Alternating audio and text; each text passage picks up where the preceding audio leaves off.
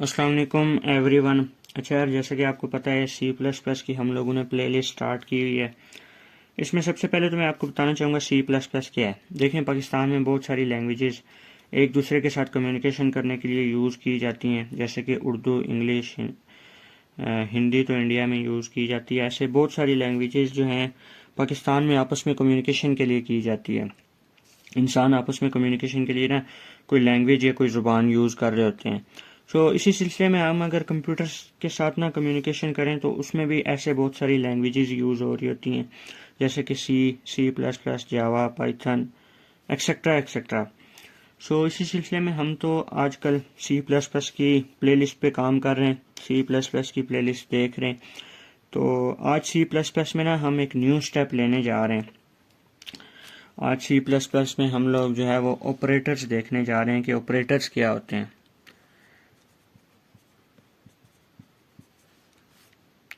Operators कुछ नहीं है यार, operator is just a symbol. Operators एक सिंबल है, जैसे कि प्लस एक सिंबल है, माइनस एक सिंबल है। इसी तरह कुछ सिंबल्स हमारे इस कंप्यूटर के साथ कम्युनिकेशन में यूज़ हो रहे होते हैं, वो आज हम डिस्कस करने वाले हैं। 5 टाइप्स के 5 किस्म के ऑपरेटर्स होते हैं सी प्लस प्लस में, जिसमें 3 किस्म के आज हम देखने वाले हैं और 2 किस्म या 2 टाइप्स जो रह जाएंगी वो नेक्स्ट अपकमिंग वीडियो में देखने वाले हैं। उसकी वजह ये है, उस जो 2 किस्म के ऑपरेटर लास्ट रह जाएंगे ना, उसके लिए एक अलग से कॉन्सेप्ट चाहिए होता है नंबर सिस्टम का। वो कॉन्सेप्ट लेने के बाद ही वो समझ में आ रहे होंगे। आज हम ये 3 किस्म के ऑपरेटर, 3 टाइप के ऑपरेटर डिस्कस कर लेते हैं। बकाया जो 2 टाइप्स रह जाएंगी वो आगे। सबसे पहले जो है वो अर्थमेटिक ऑपरेटर हमारे पास आ रहा होता है, और दूसरा जो है वो कंपैरिजन या रिलेशनल ऑपरेटर हम इसे कह सकते हैं, और तीसरा जो है वो असाइनमेंट ऑपरेटर। ये 3 किस्म के ऑपरेटर्स जो हैं आज हम देखने वाले हैं। सबसे पहले तो अर्थमेटिक ऑपरेटर्स को देख लेते हैं।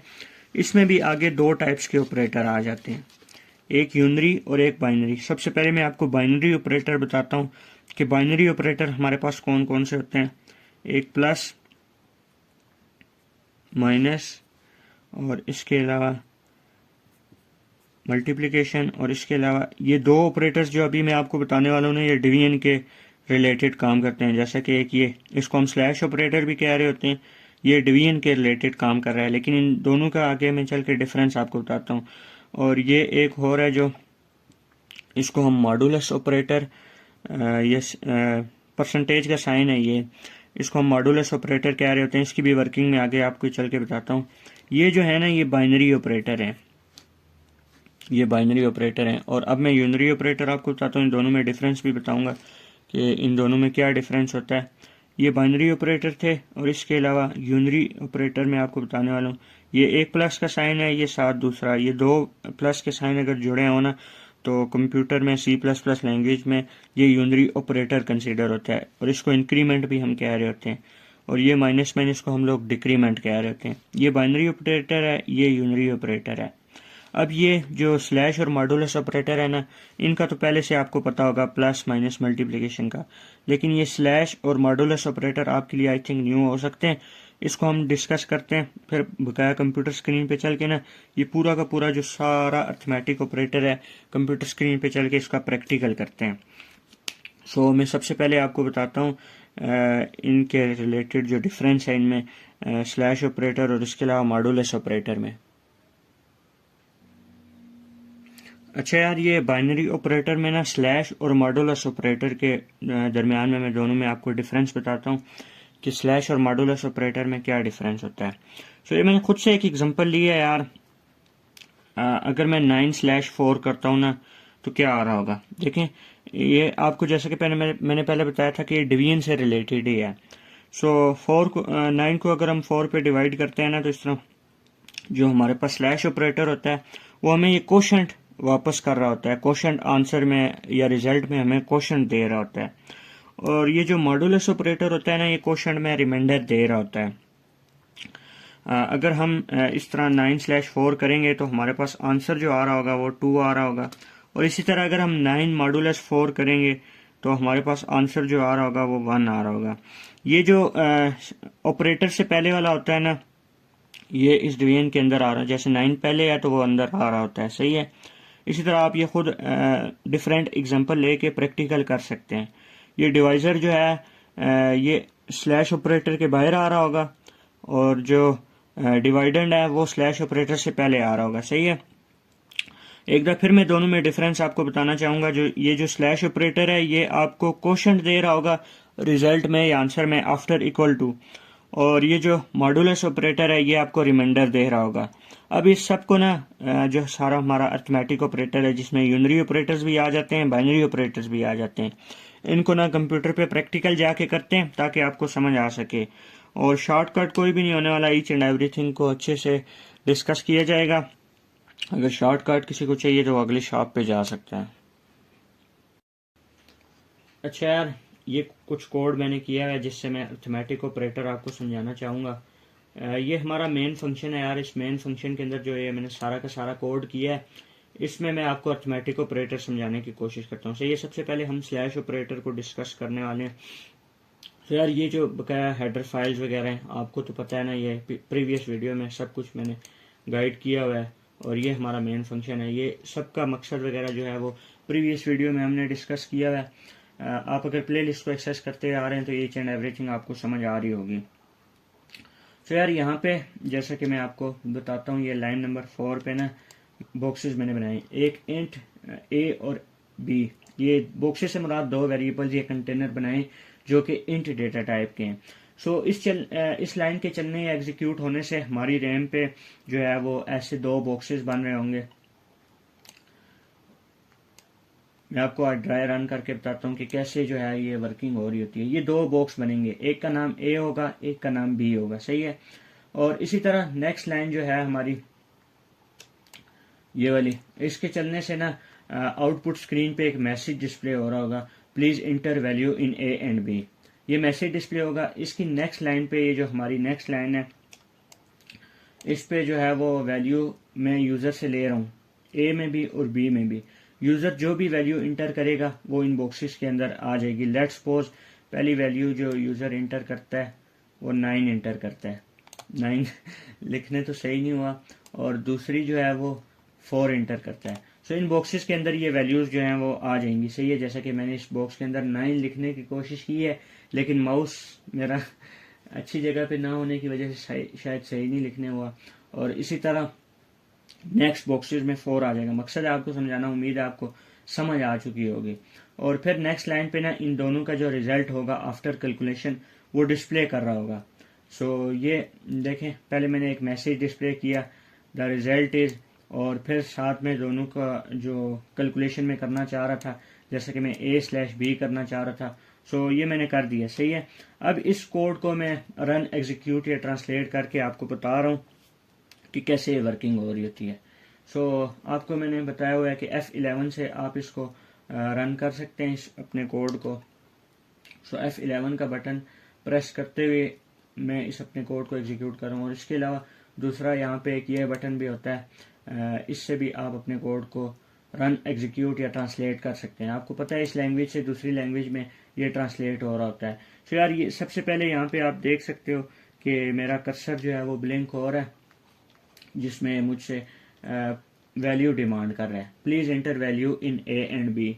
सो यार यहाँ पे ए एंड बी में मैं वैल्यू इंटर करता हूँ। लेट्स सपोज मैं ए में 9 इंटर करता हूँ, जो पहले हम एग्जांपल देख के आ रहे हैं।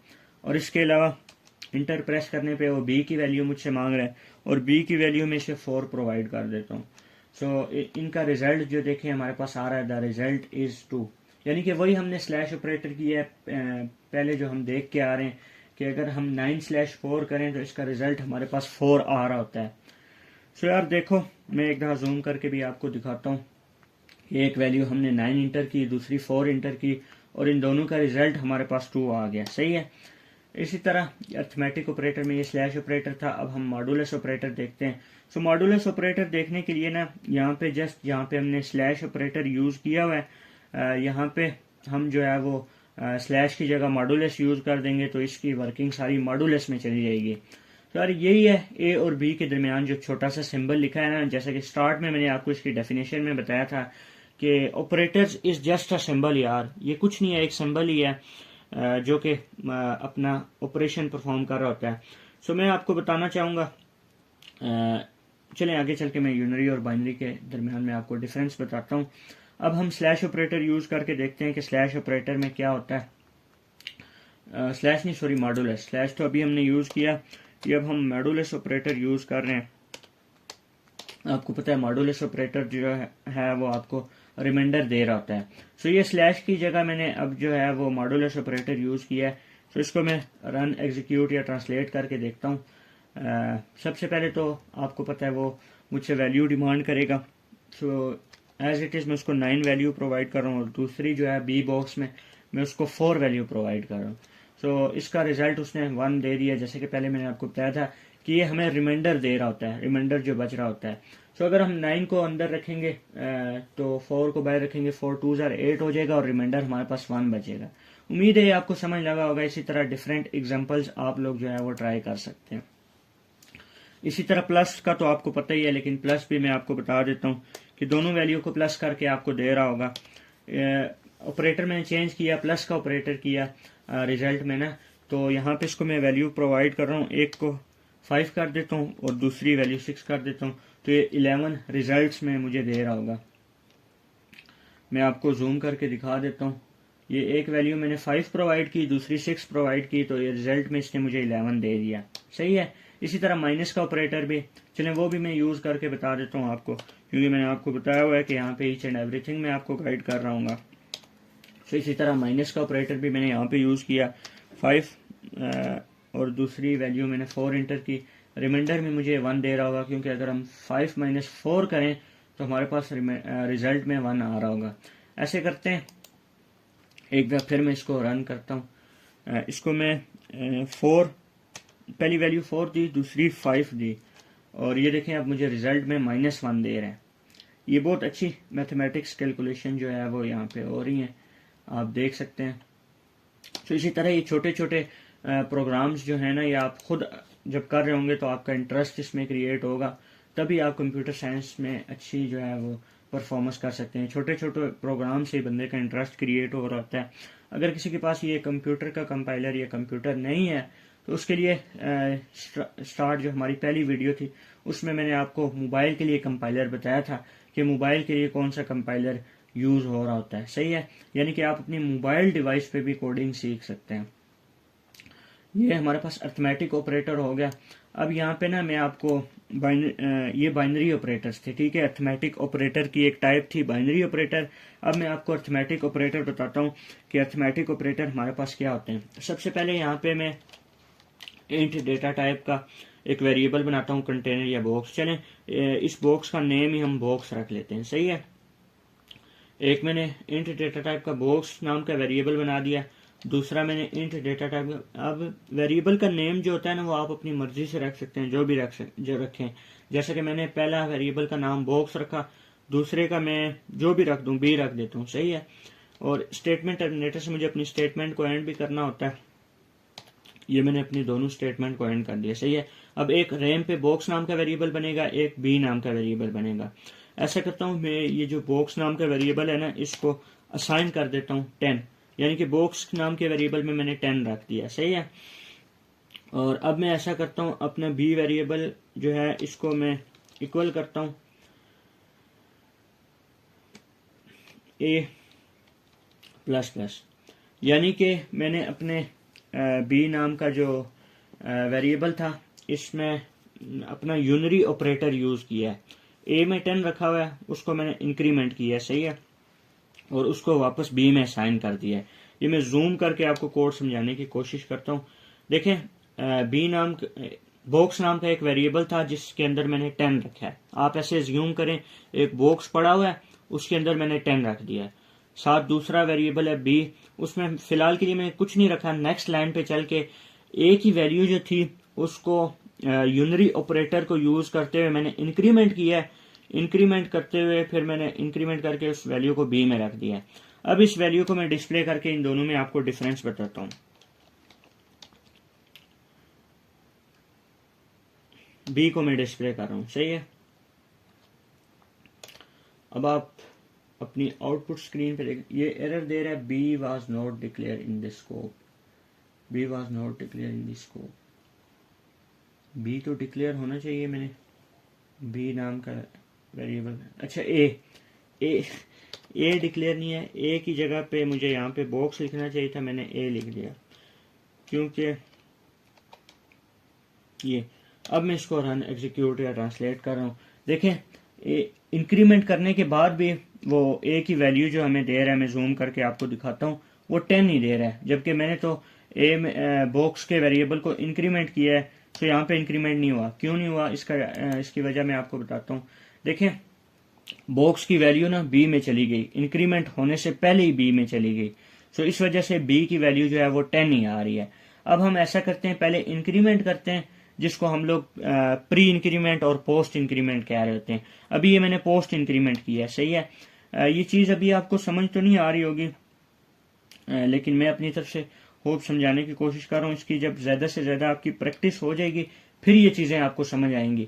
अभी मैं आपको जस्ट इतना बताऊंगा, आप इसका मतलब ये इतना ही समझें, प्री इंक्रीमेंट और पोस्ट इंक्रीमेंट का मतलब आप इतना ही समझें कि इन दोनों का मतलब यही है कि एक में एक का इजाफा करना।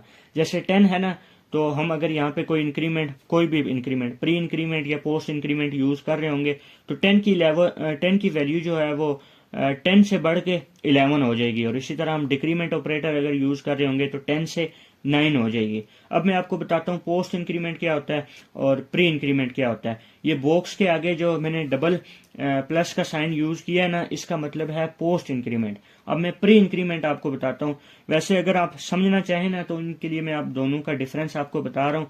वैसे मैं आपको रिकमेंड करना चाहूंगा कि अभी आप इसको ना समझे, अभी आप जस्ट इतना समझे कि अगर हम कहीं भी इंक्रीमेंट का ऑपरेटर यूज करते हैं तो एक वैल्यू इंक्रीमेंट हो जाएगी, बेशक वो प्री इंक्रीमेंट हो या पोस्ट इंक्रीमेंट हो, सही है। सो यहाँ पे अभी हमने पोस्ट इंक्रीमेंट यूज किया था, अब मैं आपको प्री इंक्रीमेंट यूज करके बताता हूँ कि प्री इंक्रीमेंट हमारे पास क्या होता है। सो प्री इंक्रीमेंट यही होता है यार, वेरिएबल से पहले आपको जो है वो इंक्रीमेंट करना होगा। सो ऐसा ही मैंने आप यहाँ पे किया है, मैं जूम करके आपको दिखाता हूँ। देखिए प्लस प्लस का ऑपरेटर जो है वो पहले मैंने यूज किया है, यानी अब ये हो रहा होगा, पहले बॉक्स के अंदर इंक्रीमेंट हो रहा होगा और फिर वो बी के अंदर असाइन होगा। सो ये अगर आपको समझ नहीं आती तो आप अगेन मैं हाईलाइट करना चाहूंगा, जस्ट इतना समझे कि इंक्रीमेंट का मतलब है जस्ट एक का इंक्रीमेंट करना। सो इस कोड को मैं रन एग्जीक्यूट या ट्रांसलेट करके आपको दिखाता हूँ। देखें अब वैल्यू जो है वो इंक्रीमेंट होके 11 आ चुकी है। मैं जूम करके आपको दिखाता हूँ, ये देखें अब जो हमारे पास आफ्टर इंक्रीमेंट बी की वैल्यू आ रही है वो 11 हो चुकी है, जस्ट इन प्री और पोस्ट की वजह से, सही है। ये था हमारे पास यूनरी ऑपरेटर, इसमें डिक्रीमेंट भी एज इट इज वर्क कर रहा होता है। अगर हम लोग जो है वो यहाँ पे इसी तरह माइनस का साइन यूज करें तो ये डिक्रीमेंट में चेंज हो जाएगा। ये हमारे पास दो यूनरी ऑपरेटर होते हैं जो कि आज मैंने आपके साथ डिस्कस किए। माइनस में देखें वैल्यू 9 हो गई है, वैल्यू यानी कि कम हो रही होती है। सो अब मैं आपको बताना चाहूँगा इन ऑपरेटर्स को ना, इंक्रीमेंट और ये जो डिक्रीमेंट हमारे पास ऑपरेटर है, इनको यूनरी का नेम क्यों दिया गया।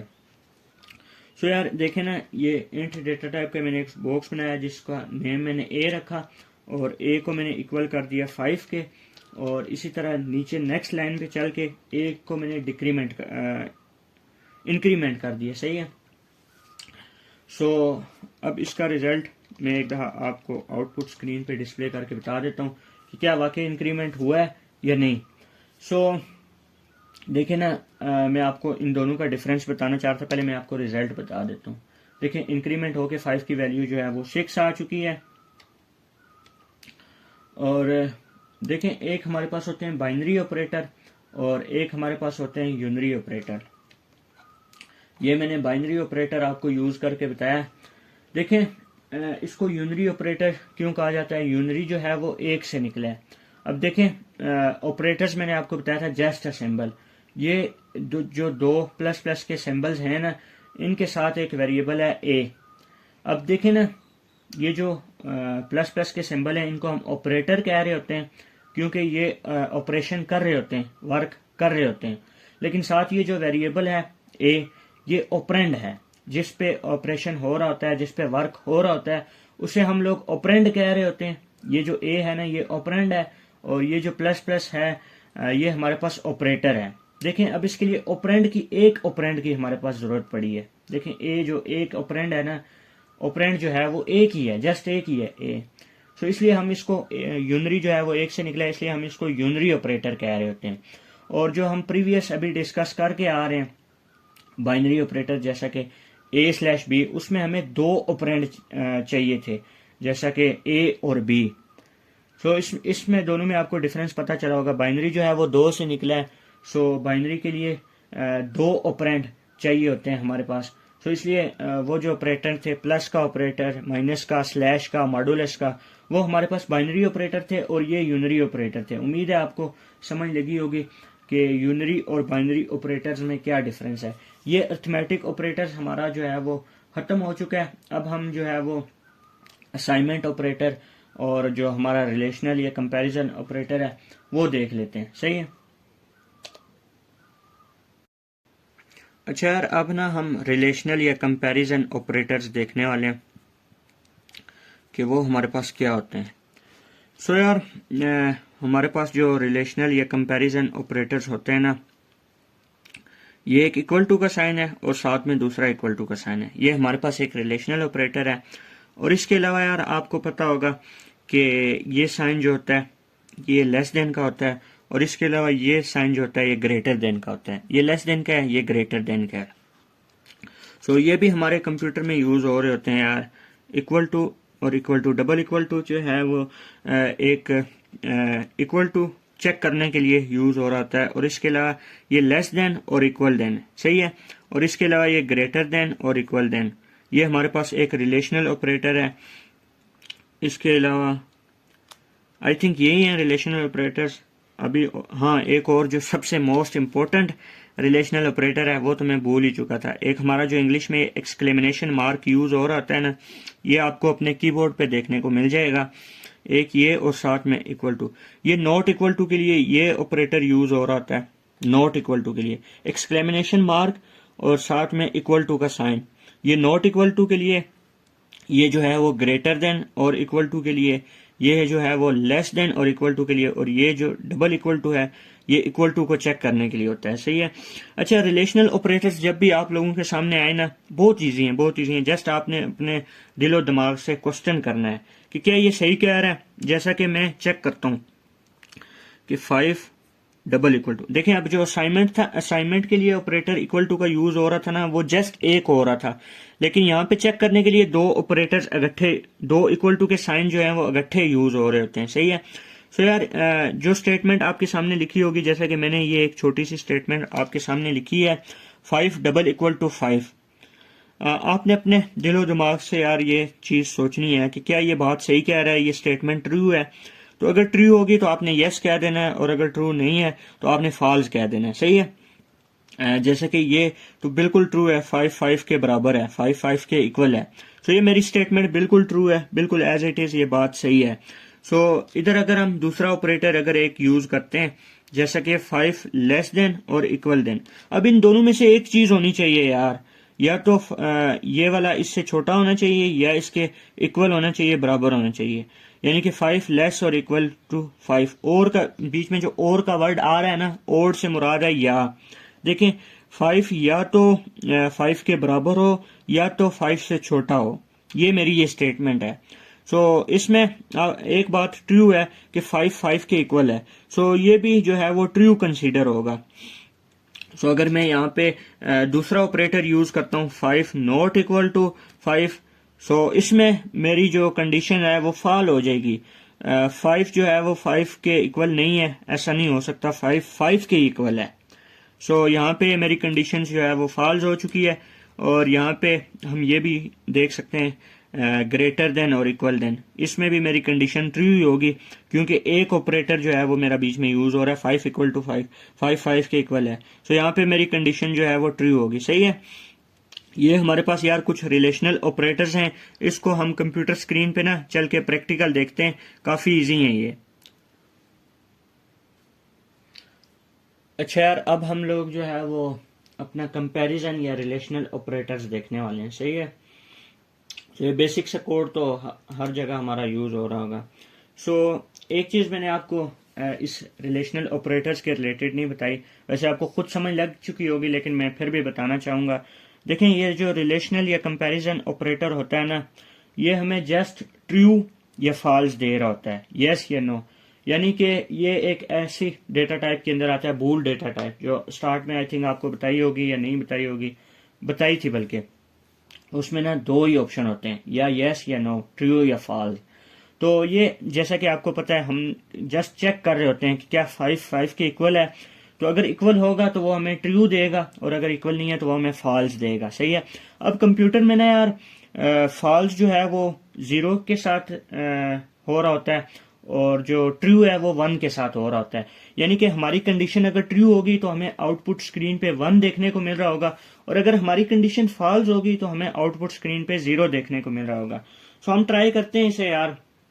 सबसे पहले मैं सी आउट करता हूँ, और यहाँ पे ब्रैकेट्स के अंदर मैं अपनी कंडीशन लिखता हूँ। यानी कि ब्रैकेट्स के अंदर पहले वो कंडीशन को सॉल्व करेगा, और फिर उस कंडीशन का जो रिजल्ट होगा उसको सी आउट करेगा। आपको पता है ना, ब्रैकेट्स के अंदर जो चीज लिखी होती है वो पहले सॉल्व होती है। तो इसलिए ब्रैकेट्स के अंदर मैं लिखता हूँ यहाँ पे। चले मैं इसको अच्छा सा एक प्रोग्राम करके आपको बताता हूँ। सबसे पहले हम यहाँ पे इंट डेटा टाइप का एक वेरिएबल बॉक्स या कंटेनर बनाते हैं। तो उस बॉक्स वेरिएबल या कंटेनर का नाम मैंने ए रखा, और इसी तरह साथ में एक और वेरिएबल बनाया जिसका नाम मैंने बी रखा। ए और बी मैंने अपने दो बॉक्सेस कंटेनर या वेरिएबल के नेम रख लिए, और स्टेटमेंट टर्मिनेटर से मैंने अपनी स्टेटमेंट को एंड कर दिया। अब यार मैं ऐसा करता हूं कि इन दो बॉक्सेस के अंदर यूजर से वैल्यू ले लेता हूं। जैसे कि मैं यूजर से कहता हूं कि वो इन बॉक्स के अंदर वैल्यू इंटर करे, सी इन ए में मैं पहले वैल्यू ली, और इसी तरह सी इन बी, ये दोनों बॉक्सेस के अंदर मैंने वैल्यू ले ली। मैं इस प्रोग्राम को रन, एग्जीक्यूट या ट्रांसलेट करके आपको दिखाता हूं इन दोनों के अंदर वैल्यू कैसे आ रही। यहाँ पे मैंने स्टेटमेंट टर्मिनेटर नहीं दिया, और इसके अंदर मैंने अपनी कंडीशन भी नहीं लिखी। सबसे पहले मैं इसके अंदर अपनी कंडीशन लिखता हूं, A double equal to B. ये मैं पूछ रहा हूं कंपाइलर से कि क्या ए बी के इक्वल है। अब ये बाद में डिसीजन होगा कि ए के अंदर क्या है, बी के अंदर क्या यूजर इंटर कर रहा है। सही है। सो अगर यूजर ने दोनों वैल्यूज इक्वल इंटर की तो हमारे पास ये कंडीशन ट्रू हो जाएगी। सो अगर ट्रू हुई तो आउटपुट स्क्रीन पे हमें 1 देखने को मिलेगा। सो यार मैं इसको रन, एग्जीक्यूट या ट्रांसलेट करके देखता हूं। अच्छा यार ये देखो आप, ये आउटपुट स्क्रीन पे ऐसे कर्सर ब्लिंक हो रहा है, ये मुझे अच्छा नहीं लग रहा है यार। अब देखिए, मैं तो, आप तो कंप्यूटर साइंस के रिलेटेड ही हैं, आपको पता होगा कि ये आपसे वैल्यू डिमांड कर रहा है। ये जो कर्सर ब्लिंक हो रहा है, अगर कोई बाहर से बंदा है तो उसको तो नहीं पता होगा, जो कंप्यूटर साइंस डिपार्टमेंट से रिलेटेड नहीं है तो उसको नहीं पता होगा कि क्या हो रहा है। वो यहाँ पे आके कंफ्यूज हो जाएगा। सो आपको पता है यार, आजकल मार्केट में ना काफी ज्यादा कंपटीशन चल रहा है। सो आप जो एप्लीकेशन या आप जो सॉफ्टवेयर बना रहे हो ना, वो यूजर फ्रेंडली होना चाहिए। जैसे कि आजकल मोबाइल यूज करना कितना इजी हो चुका है। छोटा सा अगर बच्चा है वो भी मोबाइल डिवाइस, मोबाइल फोन को यूज करता है, उसके लिए काफी इजी टास्क बन चुका है। वो इसलिए कि हमारा जो एप्लीकेशन सॉफ्टवेयर बनाया जाता है ना, वो यूजर फ्रेंडली बनाया जाता है, ताकि यूजर को समझ आ सके कि कैसे इसको यूज करना है। सो मैं आप लोगों को भी रिकमेंड करना चाहूंगा, आप जो अपना एप्लीकेशन या सॉफ्टवेयर बना रहे हो ना, वो यूजर फ्रेंडली होना चाहिए। क्योंकि अभी इस टाइम पे ना मार्केट में बहुत ज्यादा कंपटीशन चल रहा है। मार्केट में अगर आपका सॉफ्टवेयर अच्छा होगा, खूबसूरत होगा, यूजर फ्रेंडली होगा, तो आपका सॉफ्टवेयर ज्यादा यूज हो रहा होगा, उस पर ज्यादा एड रन हो रहे होंगे, और ज्यादा आपका रेवेन्यू जनरेट हो रहा होगा। या वैसे भी आप अपना अगर सॉफ्टवेयर बना के किसी को बेच रहे हैं तो उसको अच्छी चीज मिलनी चाहिए। सही है। तो आपका सॉफ्टवेयर फाइनली मैं यही कहना चाहूंगा, यूजर फ्रेंडली होना चाहिए, अच्छा होना चाहिए। आप अपनी डेली लाइफ से एग्जांपल्स लेने की कोशिश करें। देखें, टिकटॉक कितनी बड़ी कंपनी है जो कि अपने प्लेटफॉर्म पे ना शॉर्ट्स वीडियो को रन कर रहा है। सो इसी तरह यूट्यूब भी एक बहुत बड़ा प्लेटफॉर्म है, यूट्यूब भी एक बहुत बड़ी कंपनी है। सो इन दोनों का ना आपस में आजकल के दिनों में काफी ज्यादा कंपटीशन चल रहा है। जैसा कि टिकटॉक एप्लीकेशन बहुत ज्यादा फेमस हुई, इससे यूट्यूब को काफी ज्यादा तकलीफ हुई ना, यूट्यूब जैसी बड़ी कंपनी को काफी ज्यादा तकलीफ हुई है कि यार हमारा प्लेटफॉर्म जो है वो इतना पुराना है, तो ये जो टिकटॉक है ये क्यों इतना आगे जा रहा है, जो अभी अभी मार्केट में न्यू आया है। सो इसमें उन्होंने डिसीजन लिया यार ये शॉर्ट वीडियो बनाते हैं, हम भी ऐसा करते हैं, हमारे जो क्रिएटर है ना हम उनसे रिक्वेस्ट करते हैं कि यार आप लोग भी शॉर्ट वीडियो बनाओ। यूट्यूब ने ऐसे अपने क्रिएटर से कहा कि यार आप लोग भी शॉर्ट वीडियो बनाओ। पहले हमारी ये जो शॉर्ट वीडियो थी ना ये मोनेटाइज नहीं होती थी, इससे हमारा रेवेन्यू नहीं जनरेट होता था, इससे हमारे चैनल जो हैं वो मोनेटाइज नहीं होते थे। लेकिन जब से यूट्यूब टिकटॉक के साथ कंपटीशन करना चाह रहा है ना, तब से यूट्यूब ने शॉर्ट वीडियो को भी मोनेटाइज कर दिया। यानी कि हमारी 1 मिनट से छोटी वीडियो जो होती है अब वो भी मोनेटाइज हो रही है, उससे भी हमारे पास रेवेन्यू आ रहा है, उससे भी हमारे पास रेवेन्यू जो है वो जनरेट हो रहा है। सो यूट्यूब जो है ना शॉर्ट वीडियो को भी मोनेटाइज करते हुए क्रिएटर्स को, टिकटॉक के क्रिएटर्स को भी यूट्यूब के प्लेटफॉर्म पे लाने की कोशिश कर रहा है। मैं ये कहना चाह रहा था। सो यार मैं आपको रिकमेंड करना चाहूंगा यूजर फ्रेंडली सॉफ्टवेयर बनाने के लिए ना मुझे यहाँ पे सी आउट एक मैसेज करना चाहिए था, यूजर को बताना चाहिए था कि यार आप ऐसा करो, ए नाम के बॉक्स के अंदर वैल्यू इंटर करो। बात कुछ लंबी हो चुकी होगी लेकिन मैंने आपको पहले बताया हुआ है इस चैनल पे आपको शॉर्टकट नहीं मिलने वाला, ईच एंड एवरीथिंग अच्छे से डिस्कस की जाएगी, आप इसको स्किप भी कर सकते हैं। सो सी आउट में मैं यूजर को मैसेज डिस्प्ले करता हूं कि प्लीज इंटर वैल्यू इन ए। सही है, अब यूजर को मैसेज डिस्प्ले होगा, यूजर कंफ्यूज नहीं होगा।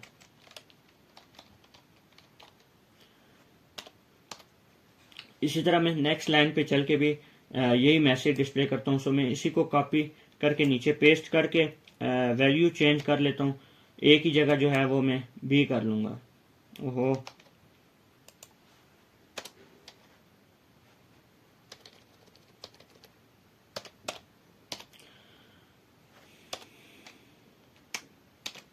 ये अब मैं आउटपुट स्क्रीन पे चलता हूँ, देखना आप कितना खूबसूरत किस्म का जो है वो यूजर फ्रेंडली हमारा सॉफ्टवेयर या एप्लीकेशन बना है। ये हमारी अब आपको पता है प्रोग्रामिंग में ना एक एप्लीकेशन बन चुकी है, ये हमारा एक एप्लीकेशन बन चुकी है। लास्ट टाइम आपको गाइड भी किया था। तो यार ये आप देख सकते हो मुझसे डिमांड कर रहा है प्लीज इंटर वैल्यू इन ए। सो मैं ए में वैल्यू इंटर करने की कोशिश करता हूँ। लेट्स सपोज मैंने ए में 4 इंटर कर दिया और इंटर करके दोबारा मैंने 4 में दोबारा 4 इंटर कर दिया, यानी कि ए की वैल्यू भी मैंने 4 इंटर की और बी की वैल्यू भी मैंने 4 इंटर की, यानी कि ए में भी 4 है और बी में भी 4 है। सो इसको मैं आगे नेक्स्ट इंटर करता हूं तो ये मुझे रिजल्ट डिस्प्ले करेगा। देखिए उसने मुझे यहाँ पे रिजल्ट जो है वो डिस्प्ले कर दिया है 1, देखा, यानी कि ये कंडीशन ट्रू है, 4 4 के इक्वल है। सो यहाँ पे 1 के लिए भी मुझे रिजल्ट लिखना चाहिए था ताकि अच्छे से जो है वो समझने वाले को समझ आ सके। तो सबसे पहले मैं चाहता हूँ यहाँ पे ये सी आउट में रिजल्ट डिस्प्ले करें और फिर जो है वो कंडीशन को चेक करे। सही है, तो अब मैं इसको रन एग्जीक्यूट या ट्रांसलेट करके देखता हूँ। सबसे पहले वो मुझसे वैल्यू डिमांड कर रहा है। सो मैं पहले बॉक्स में 5 इंटर कर देता हूँ, दूसरे बॉक्स में 8 इंटर कर देता हूँ। अब 5 जो है वो 8 के इक्वल नहीं है, तो इसको मुझे यहाँ पे रिजल्ट में ना कंडीशन फॉल्स देनी चाहिए। तो फॉल्स कंप्यूटर में 0 से डिनोट होता है। सो चेक करते हैं, देखें रिजल्ट 0 आ रहा है। सो इसमें अगर थोड़ी सी मैं स्पेस दे रहा होता तो और भी ज्यादा खूबसूरत अच्छा दिखाई दे रहा होता।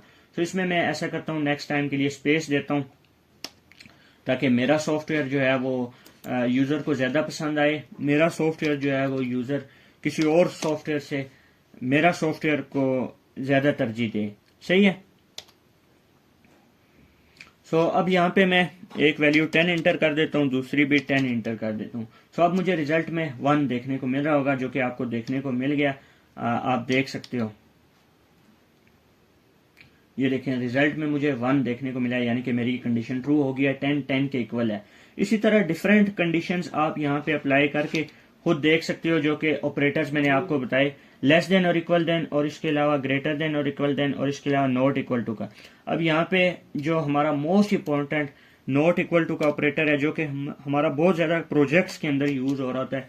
हमारा जो बैंकिंग का प्रोजेक्ट है, अगर आपने देखा हो चैनल पे अपलोडेड है, उसका इंटरफेस के कैसा हमने वो प्रोजेक्ट बनाया था।